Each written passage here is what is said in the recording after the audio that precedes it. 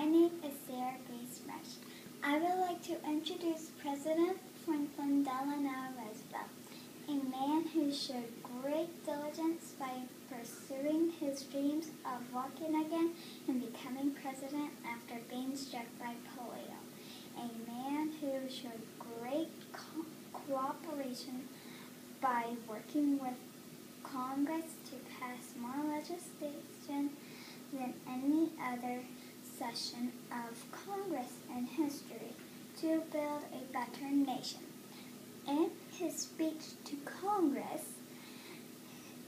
he expressed his desire for people of the United States and the world to have freedom. Freedom from speech and expression, freedom for every person to worship God in his or her own way, freedom from want, and freedom from fear.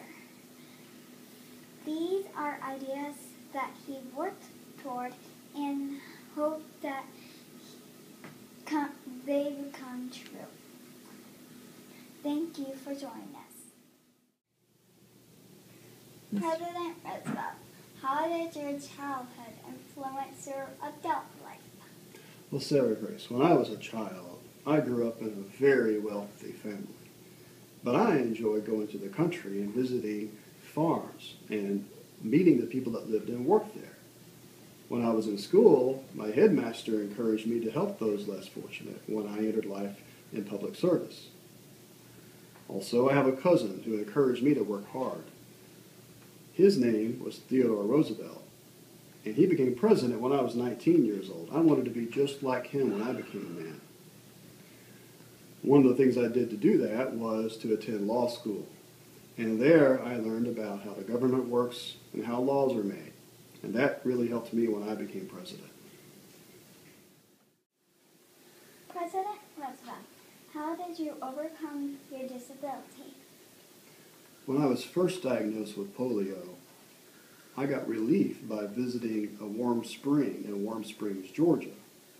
And I found that so helpful, I bought it and started a foundation to help other people. But eventually it got to where that was no longer working. And so I had to give up my hope of running for president in politics. But eventually, my wife, Eleanor, encouraged me to run again. And I was able to teach myself how to walk short distances with leg braces. I was able to run for president again. I was just very careful not to let anyone see me in my wheelchair. I also started the March of Dimes. Eventually, they were able to find a cure for polio. How about that?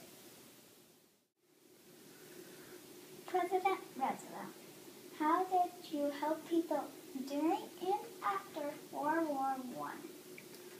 Well, during the Great War, what you call World War I was Assistant Secretary to the Navy. And as part of that, I got to visit the front lines and see what horrible conditions the soldiers and sailors had. So I helped make sure that they had enough food and supplies to be safe. As president, I also increased the size of the Navy and created the Navy Reserves in case of a future war. Another part of how I helped was that I had the honor of negotiating the Treaty of Versailles, which ended World War I. During that process, I realized that the League of Nations just wasn't strong enough, and that the United States needed to be part of the formation and running of a new organization called the United Nations. Since then, the United Nations has been a part of helping to provide stability among the countries of the world, and that has helped to keep everyone safe. Mr. President, how did your administration help people during your presidency? Well, we created the New Deal. That was a way to put people to work, building roads and schools and bridges. We made sure the workers were paid fairly through the National Recovery Act We also made sure that they were supported during their retirement by creating Social Security. And finally, the money that people put in the bank was kept safe by insuring it. Thank you for visiting us today, Mr. President. You're very welcome, Miss Sarah. And thank you for visiting us too. Good day.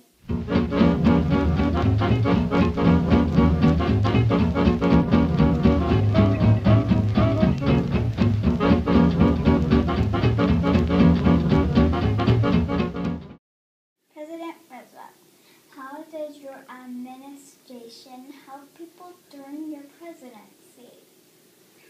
Well, I forgot. Thank you for visiting us, Mr. President. You're very welcome, Miss Sarah. And thank you too, people. President, oh my God.